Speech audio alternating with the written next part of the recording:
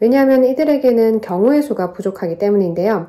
더 풀어서 말씀드리면 이들은 유연하게 사고하는 것이 어렵습니다. 때문에 다양한 것을 탐색해보고 바꿔보고 느끼고 받아들이는데 상당한 시간이 걸립니다. 안녕하세요. 오늘은 자폐 스펙트럼 아동 치료를 위해 꼭 다뤄줘야 하는 것을 소개해드리려 합니다. 그것은 바로 패턴입니다. 자폐 스펙트럼이 있을 경우 특정 패턴을 갖고 있다는 것 정도는 많이 아실 것 같아요. 먼저 패턴의 예를 한번 볼까요? 특정 음식 거부하기, 특정 음료만 마시기, 특정 물건 소지하기, 특정 필기구만 사용하기, 특정 옷 입기 혹은 특정 옷 거부하기, 기상 후 가장 먼저 화장실 가기, 늘 가던 길로 다니기, 늘 타던 버스만 타기, 어떤 놀이하고 그 다음 어떤 놀이하기, 정해져 있는 놀이를 말하는 거겠죠? 어떤 행동을 할 때 어떤 노래 부르기 등 정말 많습니다. 특징이 명확하게 있는 것들에 대한 고집이나 혹은 일련의 상황을 순서대로 해야 하는 것에 대한 고집 같은 것들이 있습니다. 여기서 패턴이라는 것은 쉽게 표현하면 반복되는 것 정도로 이해하시면 되는데요.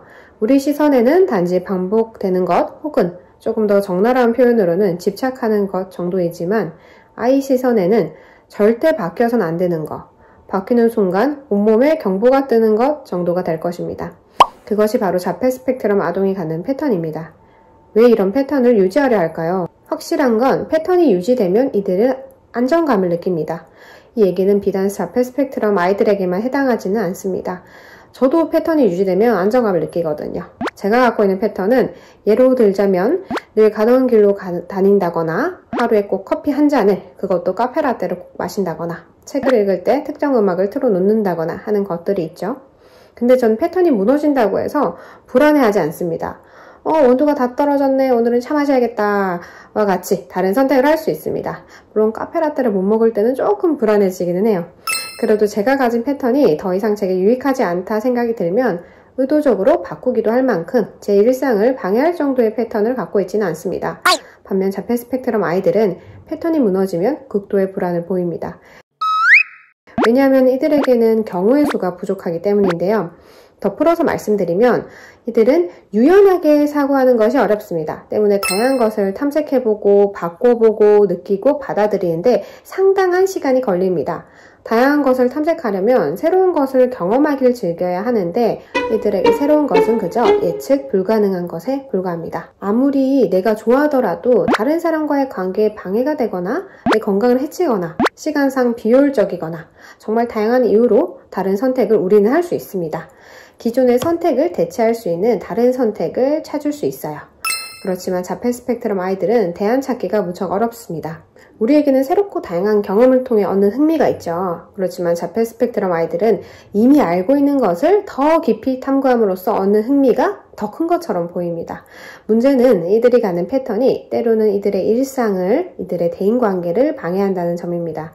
앞서 말했듯이 우리도 패턴을 갖고 살지만 이 패턴이 내게 유익하지 않다 생각이 들면 우리는 패턴을 바꿀 수 있죠. 그렇지만 자폐 스펙트럼 아이들은 자발적으로 자신이 어떤 패턴을 갖고 있는지 의식하지 않으며 또 이 패턴이 자신과 자신을 둘러싼 관계에 있어서 유익한지 아닌지 구분하지 않고 있습니다. 때문에 놀이치료에서는 이들이 갖고 있는 패턴 중에 유익하지 않는 패턴을 발견할 수 있어야 하고 그 패턴을 안전하게 무너뜨리면서 새로운 선택을 제안해 줄 수 있어야 합니다. 계속해서 새로운 선택지가 있음을 보여주고 제안함으로써 너한테는 다양한 선택지가 있어. 늘 선택하던 게 아니더라도 괜찮아. 큰일이 일어나지 않아. 라는 걸 느끼게 해줘야 한다는 거죠. 그래서 저는 늘 발달 지연 혹은 발달 장애가 있는 아이들을 치료할 때 이들이 갖고 있는 유익하지 않은 패턴은 꼭 다뤄주려고 합니다. 예를 들자면 늘 자신의 집에서 갖고 온 특정 연필만 사용하려는 아이가 있었는데요. 그 아이와 치료할 때면 부모님께 미리 아이가 필기구를 갖고 오지 않도록 당부를 드리고 제가 준비한 연필을 사용하도록 합니다. 아이는 그때 이렇게 말했어요. 제 연필 써야 하는데요? 이거는 사용하기 싫어요? 그럼 제가 이렇게 말해요. 어떡하지? 너 연필은 지금 없는데 어쩌지? 일단 글을 쓰긴 써야 해서 오늘만 이걸로 써보자. 써보고 마음에 안 들면 말해줘. 아이는 불편한 표정으로 제가 준비한 연필을 어쩔 수 없이 사용을 했고 당연히 아무 일도 일어나지 않았습니다. 그 뒤로 아이는 자신의 연필을 굳이 준비해오지 않았어요. 또 다른 예로는 늘 가는 길만 고집하는 아이가 있었는데요. 이건 제가 직접적으로 다뤄줄 수 없는 부분이라 부모 상담 시간에 말씀을 드렸습니다. 이제는 다양한 길로 다녀보세요. 늘 가던 길도 공사 중이라고도 해보고 오늘은 엄마가 이 길로 가야 해 라고도 말해보시고 버스도 타보시고 지하철도 타보시고 다양한 경우의 수를 알려주세요. 대신 아이가 컨디션이 좋은 날에 한번 시도해보세요. 이렇게 말씀을 드려요. 아이들은 컨디션이 안 좋을 때 패턴에 더 기대는 경향이 있습니다. 왜냐면 패턴대로 되면 안정감이 올라가니까요. 우리도 컨디션이 안 좋을 때 불편한 일이 있으면 더 싫잖아요. 그래서 아이들에게도 새로운 시도, 새로운 제안을 할 때 가급적이면 컨디션이 좋을 때 해보는 것이 좋습니다. 패턴을 무너뜨린다는 것은 새로운 문제에 직면하고 또 그것을 해결해야 한다는 것을 의미하기도 합니다. 그렇게 생각하면 이 패턴이 무너진다는 것은 상당히 무서운 일이겠죠? 그러니까 아이가 울고 떼쓰고 소리를 지르는 것도 당연한 반응입니다.